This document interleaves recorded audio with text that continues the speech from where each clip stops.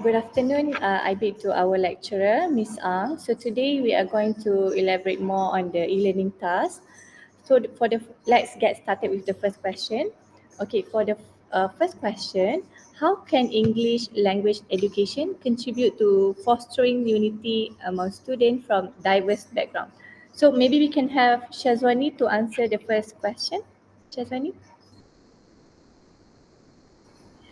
Okay, for me, English serves as a common language that helps bridge communication gaps among students from different ethnic backgrounds.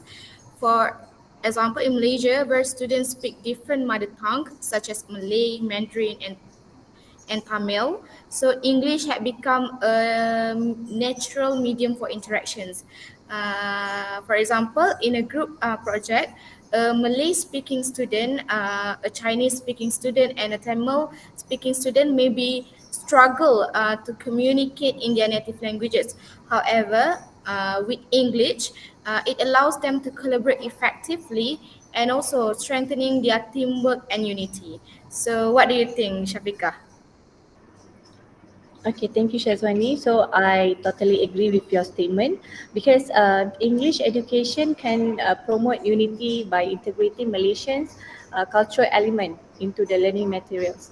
So when the student reads stories, poems, and folk tales from various Malaysia ethnic groups, they gain a very deep appreciation of each other's cultures while reducing prejudice and misunderstanding. Okay, for example, teaching folk tales such as Sang Kancil and the Crocodile, um, or Princess Hang Lipo in Chinese, as well as Batu Belah Batu Petangkup. It allows the student to recognize and respect the different cultural background from in our country.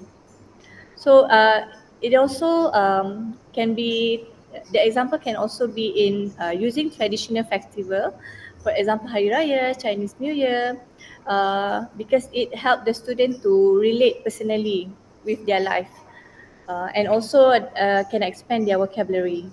Okay, so Syazwani, maybe we can move on to the second question. Okay.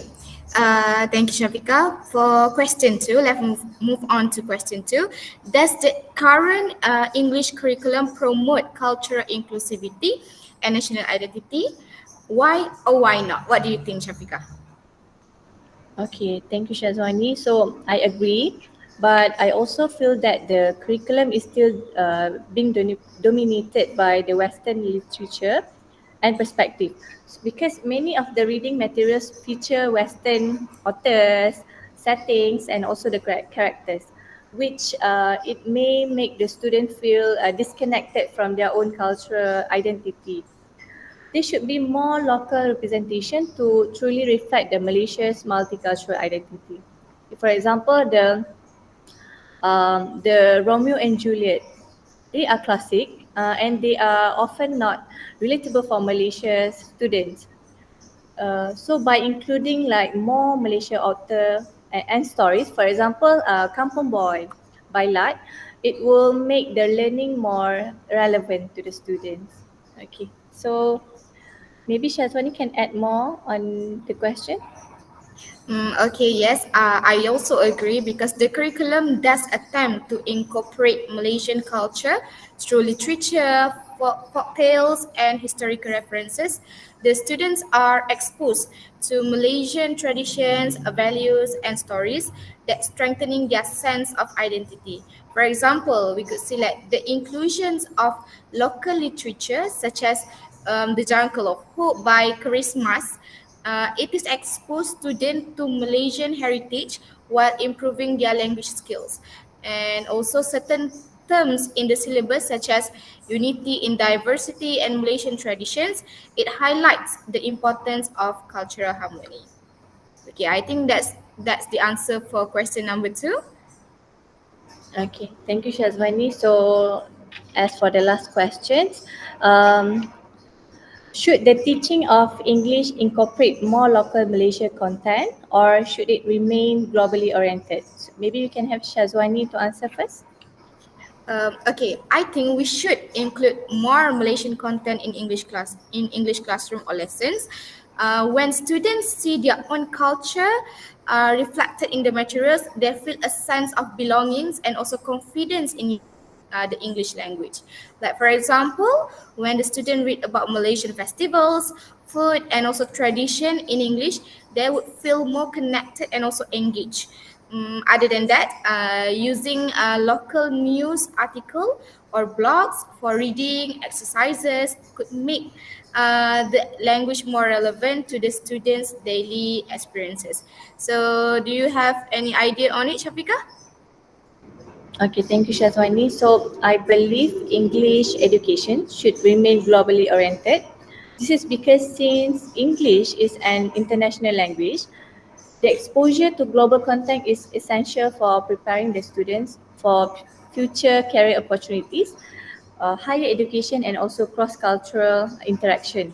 Okay, for example, in a globalized world, students need to be very familiar with the international literature, current affairs, as well as the global issues to be competitive in higher education and also in the workforce. Um, Also, for multinational companies, it requires the employees who can communicate effectively in English, often using globally recognized terms and expressions. So I think we have completed all the question. But before we end, we would like to add that our friend Izzah is not here with us due to unforeseen situation, but she will be sharing sharing her answer in the next video. Okay, I think that's all. Thank you. Thank you. Question 1 regarding how can English language education contribute to fostering unity among students from diverse backgrounds. In my opinion, beyond just reading materials, interactive classroom activities also play a significant role in fostering unity among students in Malaysia. Activities such as group discussions, debates, and role playing encourage students from different backgrounds to communicate, to work together, and to build friendship indirectly. For example, a teacher assigning a mixed group projects where students have to prepare a presentation on Malaysian traditions ensures collaboration and cultural exchange, and debate competitions that encourage discussions on social unity, tolerance, and national identity in English allow students to express their thoughts while also learning to respect differing opinions. Hence, this is a very comprehensive approach that can be practiced. Next, the second question, does the current English curriculum promote cultural inclusivity and national identity? Why or why not? Okay, as Syafiqah and Syazwanie has shared their points, I do agree and their points are valid. The curriculum tries to balance both local and global content, but how effectively it promotes cultural inclusivity, this depends on how teachers implement it. Some teachers actively highlight Malaysian elements while others prioritize global content to prepare students for international opportunities. For example, some school emphasizes Malaysian literature while others focus on international texts, leading to inconsistencies in how cultural inclusivity is taught.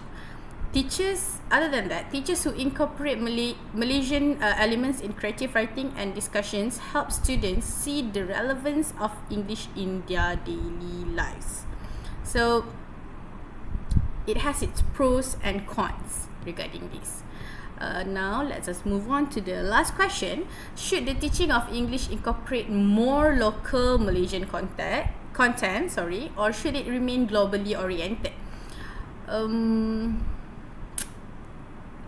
Maybe a hybrid approach can be implemented by balancing both local and global content, because we cannot leave one and take one. Why don't we try balancing both?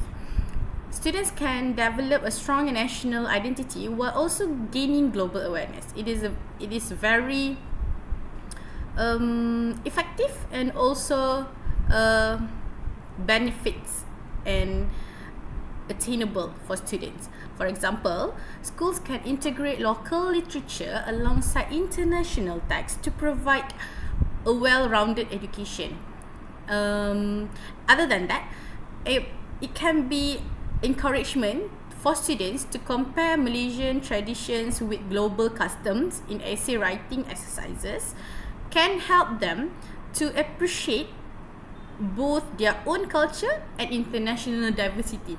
That is why this hybrid approach is attainable and also resourceable. The students gain both local and also global context. So in our today's discussion, it has shown that English education plays a very significant role in nurturing unity and also national identity.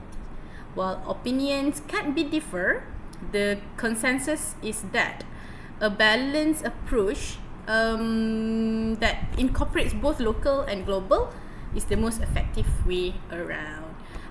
Thank you so much.